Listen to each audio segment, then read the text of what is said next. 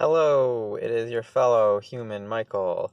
And yes, I am recording this one in my car, and no, I am not driving.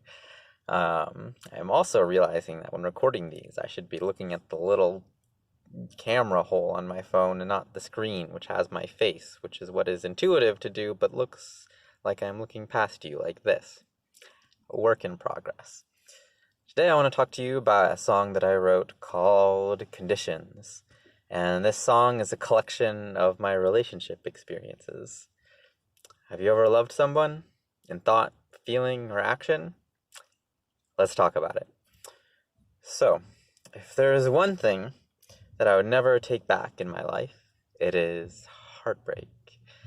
The experience of wanting something and of moving towards that thing and then having that thing cut you where it hurts the most.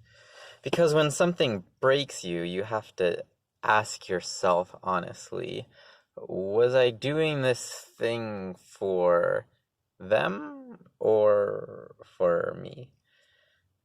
Hold that thought. So I have a lot of good experience with rejection, and I remember after one particularly painful experience, I experienced God saying to me something like, Michael,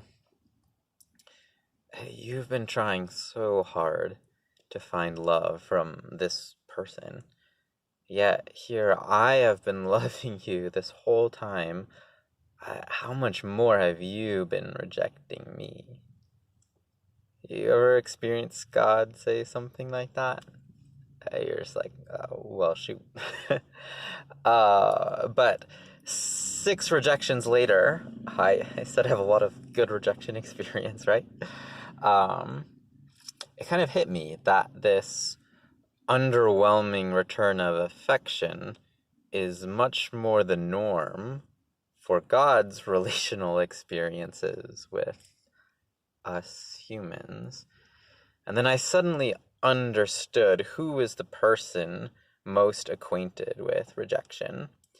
A man who made a love proposal with his very soul, who offered every part of himself at the cost of his own life, not to just one person or 1,000 or even 1,000,000, but to each and every last one of us.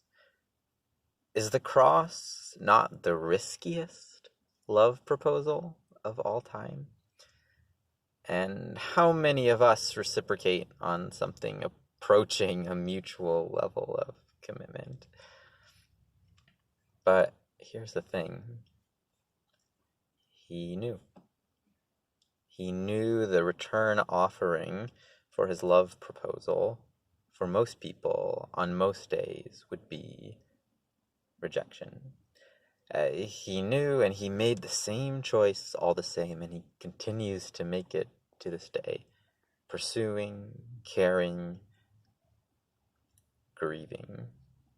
Can you imagine the grief that has welled up in the heart of God over endless rejections from his beloved children that he longs to cherish, but who choose isolation and independence again and again and again?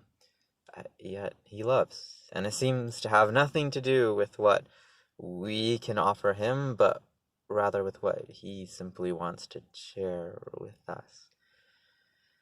So it's just that. Can I approach my relationships that way? Can I understand that I am already loved and just pour out something from what I've already received without expectations and without conditions?